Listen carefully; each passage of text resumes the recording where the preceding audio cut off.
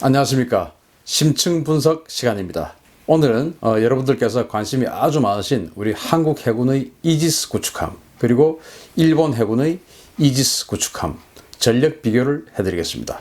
과연 독도를 두고 지금 영유권 분쟁을 하고 있는 우리 한국의 해군의 최고급 구축함인 이지스 그리고 일본의 최고급 구축함인 이지스 과연 누가 강한 것인지 비교 분석을 해드리도록 하겠습니다. 오늘 이 분석을 시작으로 우리 한국 해군의 여러 종류의 군함들과 또 일본 해상자유에 대해 여러 종류의 군함들 서로 비교 분석해주는 시간을 앞으로 쭉 갖도록 하겠습니다. 물론 다른 나라들하고도 비교를 해드리겠습니다. 자, 일단 이지스함이란 무엇이냐부터 설명을 드리도록 하겠습니다.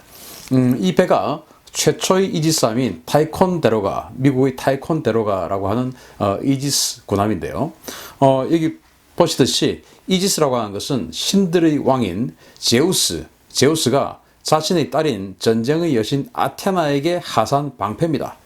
모든 공격을 다 막아낼 수 있고요. 또 모든 악을 씻어내는 능력을 보유하고 있습니다. 그래서 과거 냉전 시대에 소련의 모든 미사일을 방어할 수 있는 그런 방어 체계로서 1970년에 최초 등장한 이지스 시스템을 줄인 고유 명사입니다. 이 이지스 시스템은 미국의 로키드 마틴이라고 하는 방산업체에서 만든 것이고 그 회사에서 나온 전투 레이더와 전투 시스템을 이지스라고 이야기를 합니다.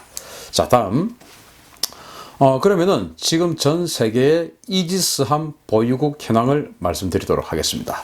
여기 보시면요, 뭐 의외의 나라들도 있습니다.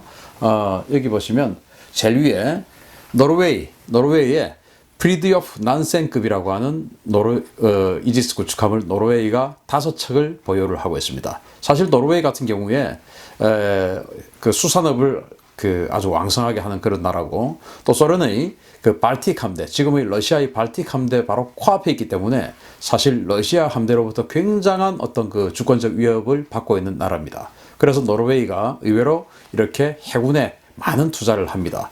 그래서 노르웨이가 난센급이라고 하는 5척의 이지스함을 보유를 하고 있습니다. 또 전통적 해군 강국인 과거 이제 대항해 시대의 첫 번째 패권국이었죠. 스페인은 알바로 데 바잔이라고 하는 이지스 구축함을 5척을 현재 보유를 하고 있고요. 그리고 앞으로 F-110이라고 하는 클래스의 이지스 군함을 5척을 더 건조할 그런 계획에 있습니다. 그 다음에 우리 대한민국의 세종대왕급 이지스 구축함을 우리가 3척을 가지고 있고, 또 앞으로 이 배치 2라고 해서 조금 더 성능이 나은 개량된 이지스함을 3척 더 건조할 계획에 있습니다. 그리고 이제 오늘 비교를 해드릴 일본 같은 경우는 현재 공고, 한자로는 금강이라고 하는데요. 공고급 이지스 구축함 4척, 그리고 이제 오늘 비교를 해드릴 일본 이지스 중에서 신형 이지스입니다. 아타고급 이지스함 2척, 그리고 더 개량된 이지스죠. 마야급 1척 있고, 또 그 마야급을 1척 더 지금 건조 중에 있습니다. 그리고 호주 같은 경우에는 호바트급 이지스함 3척을 가지고 있는데, 이 호바트급은 바로 스페인의 알바로 데 바잔이라고 하는 이 이지스 구축함을 좀 더 확대 개량한 겁니다.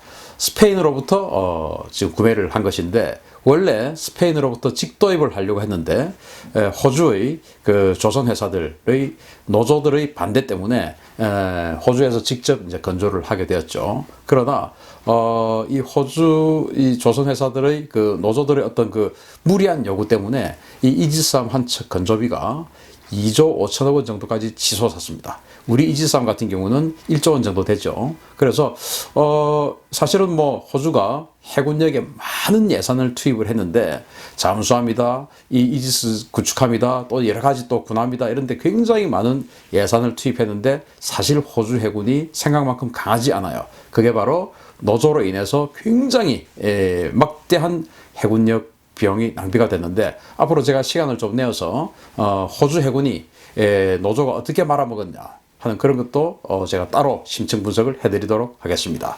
그리고 이제 이지스함의 원조라고 할 수 있는 미국 같은 경우는 타이콘데로가급 이지스 순양함 22척을 가지고 있고요. 그리고 알레이버크급 이지스 구축함 65척, 그리고 추가로 지금 다시 알레이버크급 이지스함 12척을 건조 중에 있습니다. 그러면 이제 이런 나라들만 이지스가 있냐? 그건 아니고요. 록히드 마틴에서 생산하는 이지스 전투 체계는 아니지만 그와 유사한 어떤 그 방공 요격 시스템을 가지고 있는 유사 체계 보유 국가들은 바로 중국. 중국이 타입 052C라고 하는 버전, 그리고 타입 052D라고 하는 버전, 그리고 타입 055 버전 해서 세 가지 클래스의 이지스급 구축함을 중국은 보유를 하고 있고요. 일본은 지금 공고급, 아타고급, 마야급 외에도 일본이 독자적으로 이지스 스타일의 위상 배열 레이더와 전투 시스템을 장착한 아키즈키급 구축함, 그리고 아사히급 구축함, 이렇게 해서 추가로 아주 많은 이지스급 군함을 보유를 하고 있는 게 일본입니다. 그리고 영국 같은 경우는 타입 45 방공 구축함을 가지고 있고요. 독일은 작센급, 이탈리아는 오리존테급, 그리고 싱가포르는 우리 국제 관함식에도 왔었죠. 포미더블급, 그리고 러시아는 고르시코프급, 이렇게 해서 그 외 다수의 국가들이 이지스 전투체계 같은 방공 구축함을 보유를 하고 있습니다. 자, 그렇게 해서 보유국들을 알아봤고요. 그러면 본격적으로 우리 한국의 이지스 구축함인 세종대왕함과 일본의 신형 이지스함인 아타고급 구축함의 비교를 해드리도록 하겠습니다. 한국 이지스함은, 이 세종대왕함은 만재 배수량, 즉 모든 무장을 탑재를 했을 때 만재 배수량이 1600톤입니다. 일본 같은 경우는 이 아타고 같은 경우는 10,000톤이고요. 그리고 크기도 비슷합니다. 크기는 165m, 길이가 일본도 165m죠. 또 우리도 폭도 21.04m, 우리 한국이. 그리고 일본은 21m. 그리고 흡수, 물속으로 이제 들어가는 깊이죠. 흡수, 우리나라 같은 경우는 6.25m까지 물속으로 잠기고요. 일본은 6.2m. 그러니까 거의 뭐 흡사한 크기입니다. 그리고 전투 체계는 이지스 베이스라인 7.1 버전을 우리는 탑재를 하고 있고, 일본 같은 경우는 최초에는 우리 한국 이지스함 3척과 일본 이지스함 이 아타고급 2척이 사실은 이지스 전투 체계를 공동 구매를 했습니다. 그래서 좀 가격을 규모의 경제를 이루어서 5척, 이제 일본 2척, 우리 3척 해서 5척이 됐으니까 규모의 경제가 조금 더 성장을 해서 미국의 록히드 마틴으로부터 좀 싸게 구매를 했었습니다. 그런데 일본은 그 공동 구매했던 이지스 베이스라인 7.1을 버리고 지금 베이스라인 9C 버전으로 개량을 업그레이드를 했고요. 거기다가 탄도탄을 요격할 수 있는 BMD 5.1 그 시스템을 탑재를 해서 탄도탄 요격 능력을 갖추고 있는 게 일본입니다. 우리하고 좀 다르죠. 출발은 같지만 현재는 다릅니다. 레이더 같은 경우는 똑같습니다. AN Spy 1D 버전 5 위상 배열 레이더를 일본이나 우리나 공이 탑재를 하고 있고요. 이제 소나 같은 경우는 우리는 이제 함수 소나에 DSQS-21이라고 하는 함수 소나를 가지고 있고, 일본은 AN-SQS-53이라고 하는 함수 소나를 가지고 있고, 그리고 우리도 예인 소나, 일본도 예인 소나. 이 예인 소나라는 것은 배 뒤에다가 이렇게 길게 끌고 다니면서 잠수함의 소리를 탐지하는 그런 소나가 예인 소나입니다.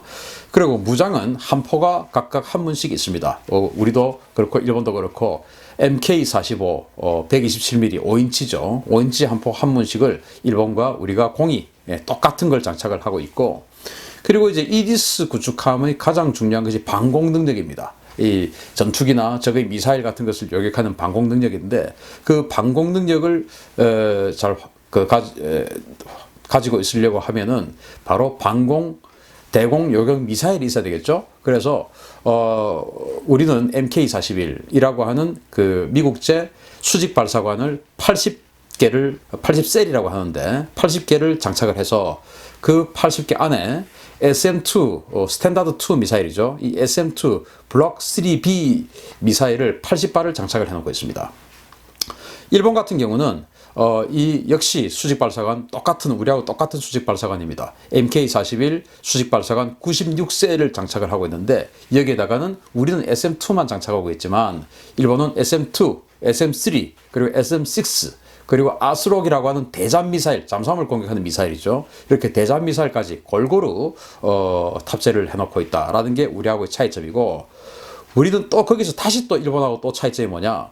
한국형 수직 발사관 KVLS라는 것을 만들어서 48개, 48셀을 또 장착을 해놓고 있습니다. 이 48개에는 현무3라고 하는 함대지 순항미사일, 미국의 토마호크 같이 적의 지상을 공격하는 그런 미사일이죠. 사정거리 한 1500km 됩니다. 그 함대지 순항미사일 뭐 수십 발, 그리고 홍상어, 일본은 이제 아스록이라고 하는 미국제 대잠 미사일을 가지고 있는데, 우리는 자체적으로 홍상어라고 하는 대잠 미사일을 개발을 했습니다. 그리고 홍상어, 이렇게 해서 그 홍상어 뭐 십수발, 그리고 또 현무3 함대지 순항미사일, 장거리 순항미사일 또 뭐 수십 발, 이렇게 해서 48셀에다가 각각 임무에 따라서 흩어놓고 있습니다. 또 우리 같은 경우는 해성 함대함 미사일 16발을 장착을 하고 있고, 일본은 타입 17 함대함 미사일 8발을 장착을 하고 있습니다. 또 우리는 골키퍼라고 하는 네덜란드에서 만든 30mm 기관포 한문을 가지고 있고요. 일본과 또 거기다가 추가로 램이라고 하는 단거리 지대공 요격 미사일을 가지고 있는데, 여기에 이제 미사일 발사관이 거의 통으로 되어 있습니다. 그 통 안에 램 미사일이 21발 들어가 있습니다. 그리고 이제 일본 같은 경우는 20mm 기관포인 펠링스 기관포를 장착을 하고 있고, 또 그 펠링스 기관포가 2개입니다. 우리는 그에 대응해서 골키퍼 30mm 기관포 한문, 그리고 이제 램 지대공 단거리 지대공 미사일 한 세트, 이렇게 가지고 있죠. 그리고 이제 일본과 우리가 공이 324mm 어뢰 6발을 장착을 하고 있고요. 그리고 우리는 대잠 헬기로 슈퍼링스 해상작전 헬기 최대 2대를 탑재를 할 수가 있고, 일본 같은 경우는 SH-60K 대형 대잠 헬기 2기를 탑재를 할 수 있는 차이점이 있습니다. 자, 다음으로 넘어가서 본격적으로 그 두 배의 대공 전투 능력을 비교를 하겠습니다. 전투 체계는 이지스 베이스라인 7.1을 우리는 가지고 있고, 일본 같은 경우는 우리와 똑같이 베이스라인 7.1에서 출발을 했지만 현재는 이지스 베이스라인 9C 버전으로 업그레이드를 했습니다. 이 업그레이드 비용은 한 2억 1천만 달러, 척당 2억 1천만 달러가 소요가 됐습니다. 그래서 결정적으로 그러한 차이점 때문에 우리 한국 이지스함은 탄도탄을 탐지하고 추적하는 것만 가능합니다. 요격은 할 수가 없습니다. 그런데 일본 같은 경우는 탄도탄의 상승 단계, 중간 비행 단계, 그리고 종말 내리꽂는 단계, 이런 모든 것들을 다 탐지 추적할 수 있고 상층 부분에서 요격을 할 수가 있는 그런 능력을 가지고 있습니다. 또 우리는 우리를 바라보고 있는 어떤 그 적의 정찰 위성 같은 게 있습니다. 그 정찰 위성을 요격할 수 있는 능력이 없습니다. 그런데 일본은 저궤도 위성은 요격을 할 수가 있다. SM-3 미사일을 가지고 공격을 해서 격추를 시킬 수가 있습니다. 위성까지도. 그런 능력을 가지고 있고, 또 우리는 270도 방향의 최대 18개의 대공 목표물하고 동시 교전을 할 수가 있습니다.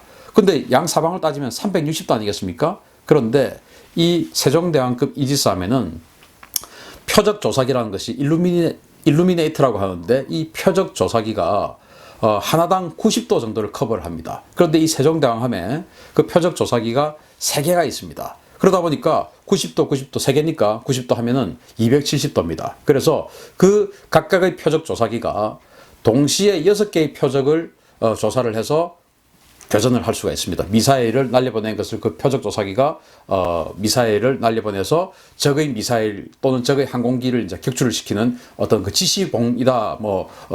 우리 PPT 할 때 레이저 포인터다. 이렇게 생각하시면 되겠습니다. 그러면은 90도가 빕니다. 그래서 우리는 그런 대공 교전을 할 때 혹시 다른 90도에서 적의 어떤 그 공격이 들어오면 공격을 받을 수밖에 없는 그런 입장인데, 일본 같은 경우는 통합 네트워크 그런 시스템을 통해서 비행기, 전투기, 그리고 E-2D 조기 경보기 이런 것들과 같이 협동 교전 능력을 가지고 있어서 그 F-35나 E-2D 조기 경보기나 이런 데서 발견한 그 표적을 그대로 자기가 활용할 수 있는 능력을 가지고 있어서 일본은 360도 전방향 요격이 가능하다라는 차이점이 있습니다. 그리고 이제 IAMD 능력이 우리는 없는데 일본이 있다라고 되어 있는데, 이 IAMD 능력이 뭐냐? 탄도미사일을 요격을 하려고 하면은 탄도미사일이 워낙 빠르지 않습니까? 뭐 북한의 그 노동미사일만 해도 막 10 정도의 속도로 내릴 것이고, 그리고 북한의 장거리 탄도미사일 ICBM 같은 경우는 마하 20 이상의 속도로 내릴 것입니다. 그러다 보니까 탄도미사일이 워낙 빠르다 보니까 마지막에 탄도미사일을 요격하는 그 요격 작업을 할 때는 이 이지스 레이더의 모든 출력을 탄도미사일에게만 집중적으로 조사를 해서 그 탄도미사일 요격 작업에 나서야 됩니다. 그러다 보면 정작 자기를 공격하는 적의 전투기나 자기를 공격하는 적의 함대함 미사일 같은 것은 무방비 상태가 되어버립니다. 왜? 오직 탄도미사일만 바라보는 그 전력을 집중해야 되기 때문에. 그래서 현재는 이지스함이 탄도미사일과 교전을 하기 위해서는 이 이지스함을 지켜주는 또 다른 이지스함의 방공함이 옆에 붙어서 이척일조로 전투를 해야 됩니다. 우리는 그렇게 해야 됩니다. 우리는 요격할 능력도 없지만 어쨌든 우리는 그렇게 해야 됩니다. 그러나 일본은 IAMD 능력을 추가를 해가지고 혼자 스스로 탄도탄 요격도 하고, 그리고 자기를 향해서 공격해오는 전투기나 적의 함대함 미사일도 또 추가로 요격을 할 수 있는 그런 동시 교전 능력을 가지고 있다라는 어떤 대단한 업그레이드를 한 것이죠. 그리고 이제 최대 교전 거리는 우리 같은 경우는 그 SM-2 미사일의 사전 거리의 한계가 167km이기 때문에 우리는 167km, 일본 같은 경우는 최대한 460km 정도의 적을 격추시킬 수 있는 그런 능력을 가지고 있고요. 그리고 NIFC 다시 CA라고 적어놨는데 이거를 이제 니프카라고 우리는 읽습니다. 우리는 이 기능이 없습니다. 근데 일본은 있습니다. 이게 뭐냐면은 이 자기 자함, 그러니까 이지스함 본함뿐만 아니고 옆에 있는 군함, 그리고 또는 항공기, 조기 경보기, 그리고 지금 이제 일본이 F-35를 샀기 때문에 이 F-35 전투기, 이런 것들이 가지고 있는 모든 자산들하고 다 협동으로 교전할 수가 있습니다. 예를 들어서 F-35에도 공대공 미사일이 있습니다. 그리고 이지스함에도 SM-2, SM-3, SM-6 이런 함대공 미사일이 있습니다. 그래서 이지스함에서 날려준 SM-3 미사일을 SM-2 미사일, SM-6 미사일 이런 것들을 F-35에서 유도를 해서 격추를 시킬 수가 있고요. F-35에서 쏜 암람 미사일을 이지스함에서 유도를 해서 또 적을 격추를 할 수가 있고, 또 우리 군함 같은 경우는 그 해수면에 붙어 있기 때문에 수평선 넘어 있는 건 안 보입니다. 그러면 조기 경보기나 F-35나 이런 것들은 하늘 위에 떠서 멀리 보기 때문에 수평선 넘어 있는 것들도 다 보입니다. 그러면 이지스함에서 쏜 SM-2 미사일을 E-2D 조기 경보기나 F-35 전투기에서 이걸 유도해서 적을 또 공격하는 이런 그 능력, 협동 교전 능력이 있는데 이게 바로 니프카라고 합니다. 우리는 없습니다. 일본은 이 기능을 구현을 했고요. 우리도 지금 F-35를 구매를 했지 않습니까? 그래서 이 시스템을 갖추는 것이 정말 시급하다. 우리는 지금 이지스함 혼자서 그냥 작전하고 말아야 되는 것입니다. 일본은 그런 것들 다 같이 할 수 있는 시스템을 미리 생각을 하고 계획을 세고 그렇게 갑니다. 정말 아주 멀리 바라보는 그런 그 전력 증강 정책을 하는데, 우리는 뭐 해군 따로, 육군 따로, 공군 따로 이렇게 하다 보니까 정작 비슷한 돈을 투자하고 우리는 뭐 반도 안 되는 그런 능력을 가지고 있죠. 네, 그럼 이제 두 배의 대지상 그리고 대함 공격 능력을 비교를 해보겠는데요. 함포는 그 우리와 일본이 똑같습니다. 막 45, MK45, 127mm, 5인치 함포기 때문에 사정거리 24km니까 해안을 24km 서로 간에 포격을 할 수가 있는데, 이제 우리의 강점이 여기에서 나옵니다. 우리는 이제 상대가 북한이다 보니까 북한의 지상을 폭격할 수 있는, 공격할 수 있는 그런 능력이 우리 이지스함에는 애초에 필요했고, 일본 같은 경우는 상대를 공격할 수 있는 전쟁 권한이 없기 때문에 상대의 내륙을 장거리에서 공격할 수 있는 능력을 애초에 법적으로 가질 수가 없어서 이 대지상 공격 능력을 일본은 가지지 못했습니다. 우리는 있죠. 그래서 우리는 현무3라고 하는 사정거리 1500km짜리 함대지 순항 미사일을 뭐 수십 발을 장착을 하고 있어서 일본에 없는 한 뭐 30여 발의 함대지 순항 미사일 공격 능력을 가지고 있다라는 대단한 강점을 일본에 비해서 가지고 있습니다. 그런데 대함 공격 능력. 그러니까 군함과 군함끼리 싸웠을 때 이길 수 있는 게 또 이제 함대함 미사일을 쏴야 되는데요. 함대함 미사일은 우리는 그 해성이라고 하는 함대함 미사일을 16발을 장착을 합니다. 그런데 일본은 그 함대함 미사일을 불과 8발만 장착을 하죠. 그런데 문제는 우리 해성 함대함 미사일과 일본이 장착을 하고 있는 타입 17 함대함 미사일의 능력 차이가 좀 큽니다. 우리 함대함 미사일은 미국의 하푼이라고 하는 함대함 미사일하고 좀 유사한 그런 능력을 가지고 있는데, 일단 이제 사정거리는 한 180km 정도 날아가고요.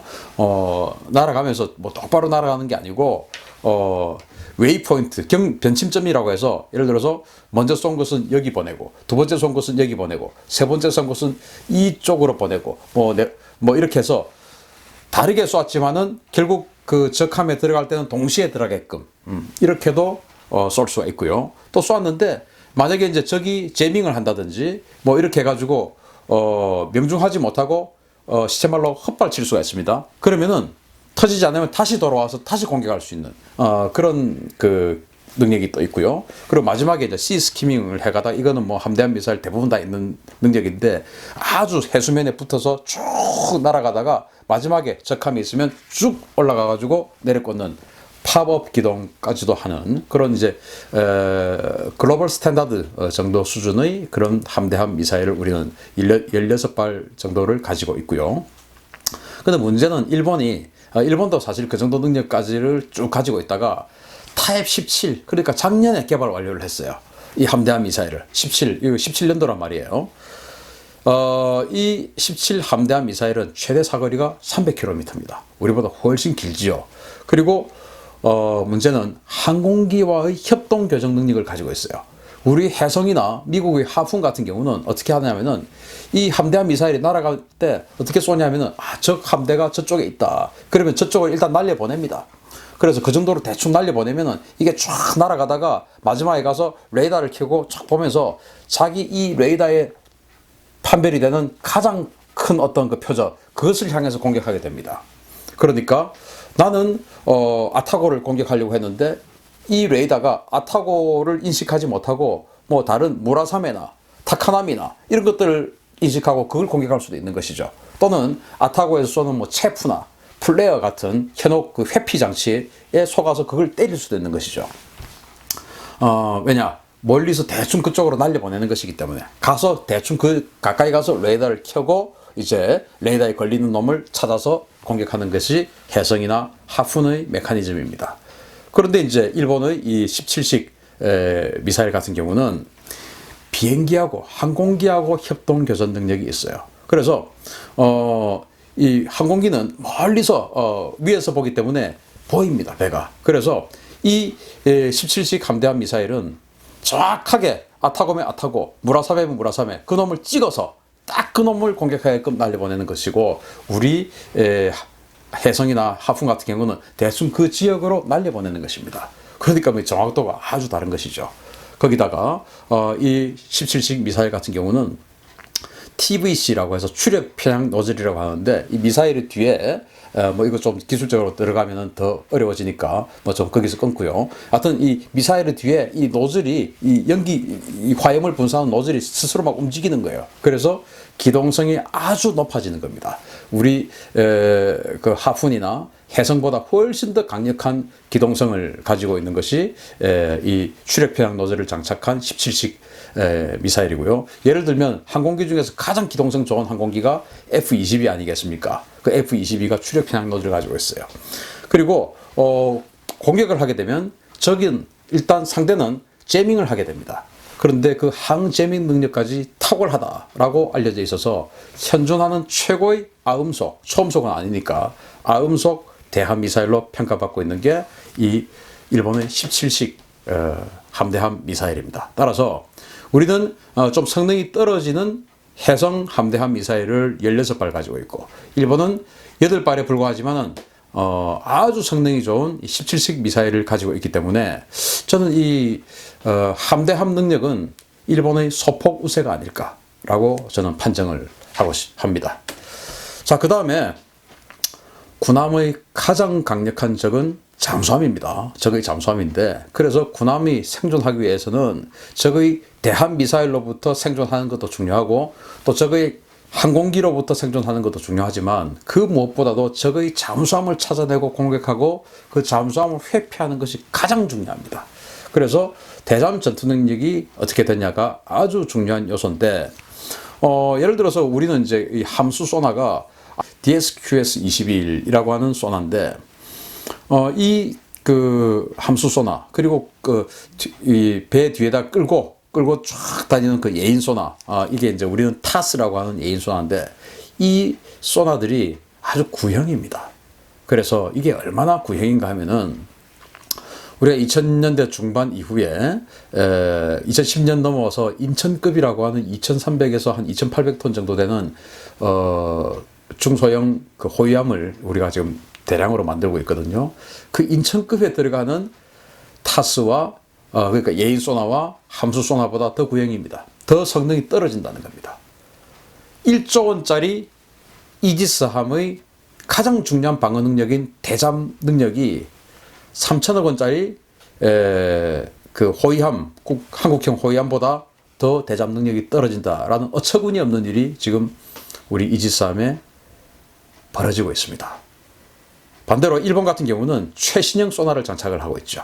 그리고 일본의 예인 소나인 이 MFTA 같은 경우는 다기능 멀티펑션이라고 해가지고 아주 다기능 능력을 가지고 있어요. 그리고 훨씬 더 넓은 영역에서 훨씬 더 촘촘하게 이 그 적의 잠수함의 소리를 수집을 하기 때문에 우리보다 훨씬 더 우수한 대잠 탐지 능력을 가지고 있다라고 할 수 있고요. 뭐 어뢰는 비교하지 않겠습니다. 그런데 더 중요한 것은 우리는 해상작전 헬기를 슈퍼링스 소형 헬기입니다. 이 슈퍼링스 2대를 탑재를 하는데, 일본 같은 경우는 SH-60K 대형 대잠 헬기 2개를 탑재를 해요.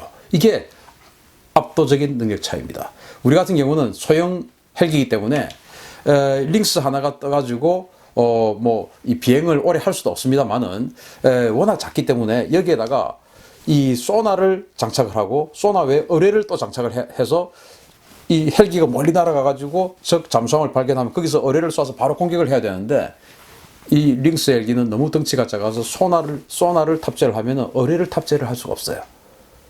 어떻게 됩니까? 그러면은 다른 헬기가 와서 공격을 해주든지 아니면은 배가 우리 이 세종대왕함이 달려가서 공격을 하든지 이렇게 해야 되는 겁니다.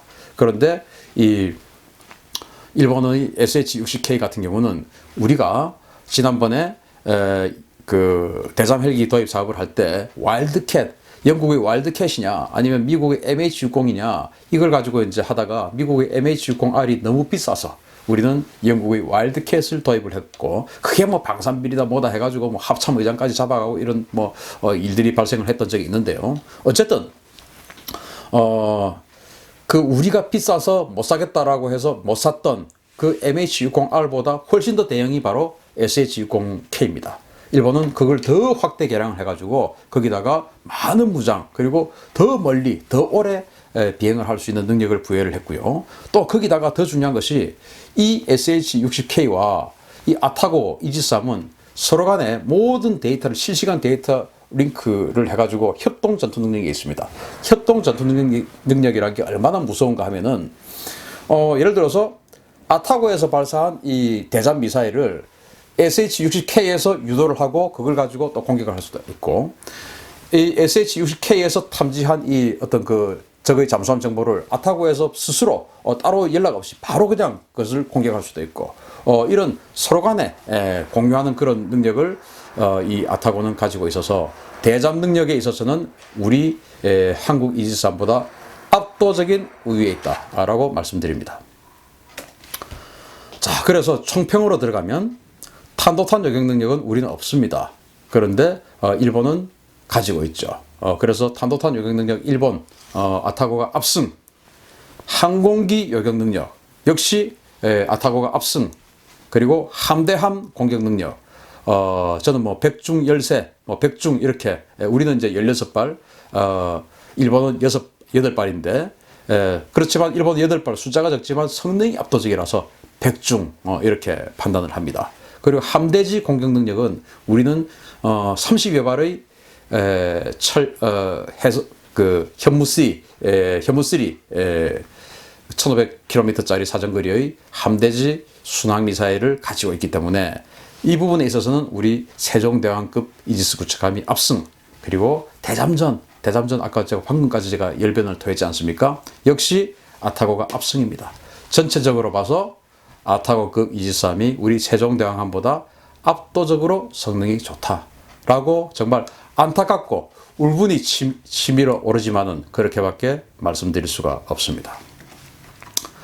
자, 2000년대 중반에 한국 해군과 일본 해상자위대는 서로 간에 우리 세 척, 일본 두 척 해서 공동구매를 이지스 시스템을 공동구매를 해서 가격을 낮추는 그런 슬기를 발휘했습니다. 그러다가 우리는 이 세 척의 이지스함을 독자적으로 그냥 지금까지 끌고 왔고, 일본은 미국과 합동 어떤 그 작전하는 그 전술을 가지고 모든 것을 미국 함대하고 합동하는 그런 능력을 배양을 하기 위해서 계속적으로 미국 함대가 요구하는 성능으로 업그레이드를 해왔어요. 그러다 보니까 결정적으로 척당 2억 1천만 달러, 우리 돈으로 한 2,300억 원 되겠죠. 그 2억 1천만 달러의 비용을 투자해서 일본은 이 이지스 전투 체계를, 우리는 베이스라인 7.1인데 베이스라인 9C로 업그레이드를 했습니다. 대잠수나 업그레이드 했습니다.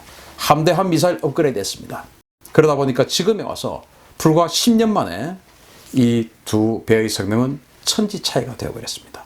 그래서 제가 우리 해군과 우리 군에게 부탁하고 싶은 것은, 이 무기 플랫폼만 사는 데만 너무 치중하지 말고, 그 플랫폼을 샀으면 그것이 지속적으로 개량되는 것을 우리가 이 세계의 트렌드를 잘 살펴서 우리도 지속적으로 세계 최신의 수준을 유지해 나가는 개량을 계속 해 나가야 된다. 그러지 않으면 뒤처진다. 스마트폰 한번 보십시오. 10년 전에 샀던 스마트폰이 있다면 지금 쓰겠습니까? 마찬가지입니다. 첨단 전투한 10년 만에 천지개벽할 정도로 바뀌는데 우리는 아직도 계속 쓰겠다는 겁니다. 개량하지 않고. 왜? 개량하면 돈이 드니까. 그런데 일본의 국방비가 우리보다 꽤 많은 건 아닙니다. 우리 국방비가 지금 한 43조 원 되는데 일본 국방비가 한 50조 원 됩니다. 그런데 일본은 우리보다 인건비가 훨씬 많죠. 그래서 전력 투자비 비슷합니다. 전력 투자를 얼마나 효율적으로 하느냐, 이게 핵심입니다. 그래서 그런 효율적인 전력 투자 시스템을 갖추는 것이 우리 국방부에 자리 잡아야 됩니다. 나눠먹기, 밥그릇 빼앗기, 밥그릇 싸움, 이런 게 더 이상 횡행해서는 안 된다. 국가안보는 튼튼해야지 내 밥그릇을 위한 국가안보가 있어서는 안 된다라는 겁니다. 그래서 지금 우리의 최대 위협은 북한의 탄도미사일입니다. 남북관계 개선 아무리 한다고 해도 절대 명제는 북한의 탄도미사일이 제일 위협입니다. 그 탄도미사일을 요격할 수 있는 능력을 우리 이지스함에 부여해 줘야 됩니다. 비용이 들더라도. 자, 오늘 심층 분석 여기서 마치겠습니다. 감사합니다.